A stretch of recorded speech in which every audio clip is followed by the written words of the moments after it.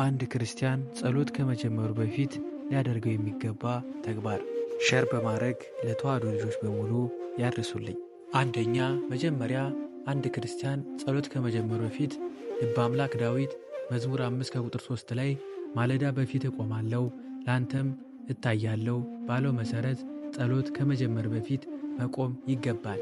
ይህም ማለት አንድም ግድግዳ ሳይደገፉ በሁለት እግር ቀጥ ብሎ መቆም ማለት ነው። ሁለተኛ፣ ጌታችን መድኃኒታችን ኢየሱስ ክርስቶስ በሉቃስ ወንጌል ምዕራፍ 5 ከቁጥር 12 እስከ 35 እንደተናገረው ወገባችሁ የታጠቀ ይሁን ብሎ በአምላካዊ ቃሉ እንደተናገረው ወገቡን በዝናር መታጠቅ፣ ልብስ ነጠላ ወይም ጋቢ በመስቀለኛ በማጣፋት መልበስ ይገባናል። ሶስተኛ፣ በጸሎት ጊዜ ፊትን ወደ ምስራቅ መልሶ መቆም፣ ወዲያና ወዲህ ግራና ቀኝ ወደ ሌላ አለማየት ክብር ምስጋና ይግባውና ክርስቶስ በዳግመኛ ምጽአት ጊዜ ይገለጽ ዘንድ የተናገረበትን ለማስታወስ ነው። አራተኛ፣ ጸሎት ሲጀመርና ሲፈጸም አመልካች ጣትን ከሌሎች ጣቶች ጋር አመሳቅሎ በትምህርተ መስቀል አምሳል ማማተብ ነው። ሲማተብም ከላይ ወደ ታች ከግራ ወደ ቀኝ በማድረግ ነው። በማማተብ ጊዜ የክርስቶስ መከራ መስቀል ማሰብም ያስፈልገናል። አምስተኛ፣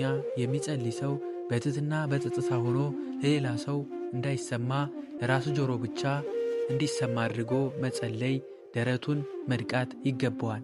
ይህም የሚደረገው ስለ አለፈው ኃጢአታችን በደል ለማስታወስ ነው። ስድስተኛ፣ ክብር ይግባውና ጌታችን መድኃኒታችን ኢየሱስ ክርስቶስ እንዳስተማረው በመከራ ሌሊት እንደጸለየው በፊቱ በግንባሩ እንደሰገደው በጉልበቱም እንደተንበረከከ ሁሉ የሚችል ተንበርክኮ መጸለይ ይገባዋል። ስግደታችንም በመንፈስና በእውነት ሊሆን ይገባል።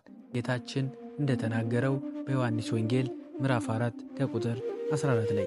ሰባተኛ፣ በጸሎት ጊዜ የሚገባው ፊቱን ወደ ምስራቅ መልሶ መንበርከክና መሃል እጆቹን እንደተዘረጉ ሆኖ እጆቹን በማንሳት መጸለይ ነው።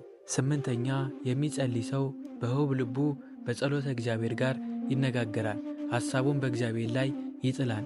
የዓለምን ሐሳብ ሁሉ መተውም ይገባናል። በስተ መጨረሻም አንድ የሚጸልይ ሰው ጸሎት ከመጀመሩ በኋላ ጸሎትም ማቋረጥ፣ ከማንም ሰው ጋር ፈጽሞ መነጋገር፣ ጸሎቱን እስኪጨርስ ድረስ ቃል መለዋወጥ፣ ወደ ሌላ መጥቀስም አይገባም። ጸሎቱን የሚያቋርጥ ችግር የገጠመው ግን በአቡነ ዘበሰማያት አስሮ ንግግሩን ሲፈጽም ካቋረጠበት ጀምሮ ጸሎቱን ሊጸልይ ይገባዋል። ልብና ኩላሊትን የሚመረምር ጌታ ጸሎታችን ከአንደበታችን ሳይወጣ የልባችን መሻት ይፈጽምላችሁ።